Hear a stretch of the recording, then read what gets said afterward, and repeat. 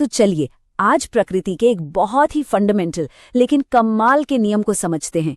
ये वो नियम है जो हर जंगल, हर महासागर और यहाँ तक कि हमारे बगीचे के सबसे छोटे तालाब को भी चलाता है।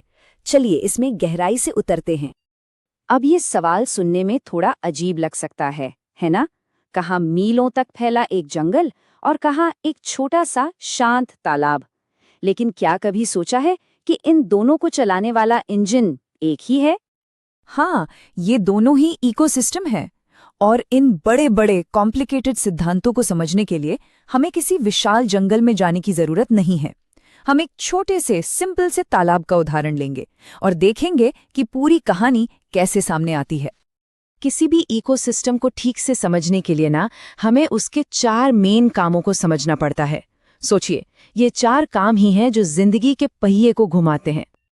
तो ये हैं वो 4 पिलर्स। सबसे पहले उत्पादकता यानी एनर्जी का बनना, फिर आता है अपघटन मतलब चीजों का टूटना। इसके बाद हम देखेंगे ऊर्जा प्रवाह कि कैसे एनर्जी एक जीव से दूसरे तक पहुंचती है, और आखिर में पोषक चक्रण जो हर चीज को वापस सिस्टम में ले आता है। चलिए एक एक करके इन्हें समझते हैं। तो हर कहानी की एक शुरुआत होती है, राइट? इकोसिस्टम की कहानी शुरू होती है सूरज से मिलने वाली एनर्जी से, और यहीं से आता है उत्पादकता का कॉन्सेप्ट।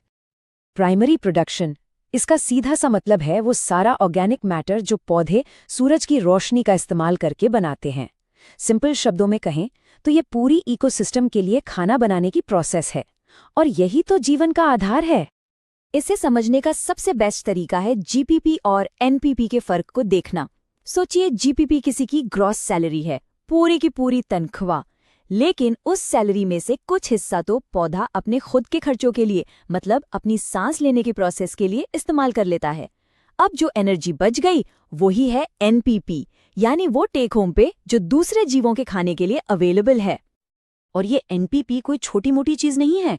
हमारा पूरा बायोस्फीयर, मतलब पृथ्वी पर जितने भी इकोसिस्टम हैं, वो सब मिलकर हर साल लगभग 170 अरब टन ऑर्गेनिक मैटर का नेट प्रोडक्शन करते हैं। जरा सोचिए कितना बड़ा नंबर है ये। तो पौधों ने ये एनर्जी बना तो ली, लेकिन ये एनर्जी एक जगह पर रुकी नहीं रहती।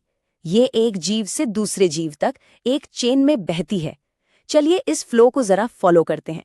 इसे समझने का सबसे आसान तरीका है एक फूड चेन। जैसे घास को बकरी खाती है और बकरी को इंसान।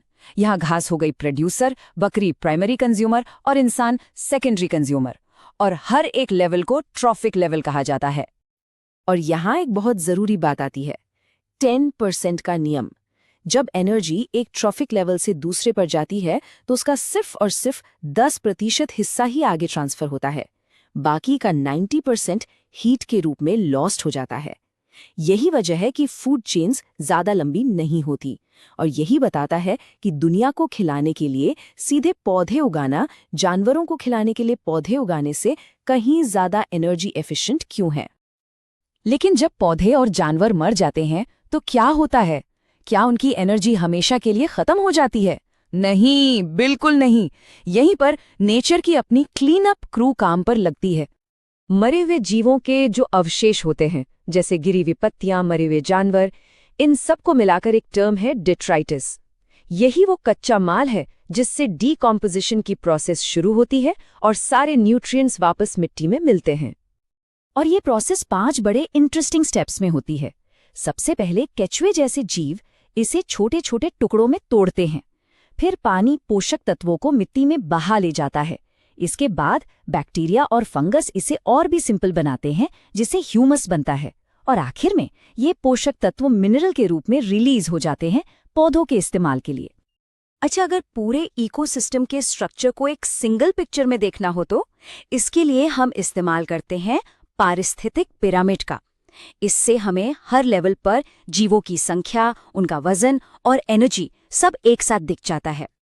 ज्यादातर इकोसिस्टम में ये पिरामिड एकदम सीधे होते हैं, मतलब सबसे नीचे प्रोड्यूसर्स का वजन या संख्या सबसे ज्यादा होती है, और जैसे जैसे ऊपर जाते हैं ये कम होती जाती है। सुनने में काफी लॉजिकल लगता है ना? लेकिन जैसा कि हम जानते हैं, नेचर हमेशा नियमों से नहीं चलती।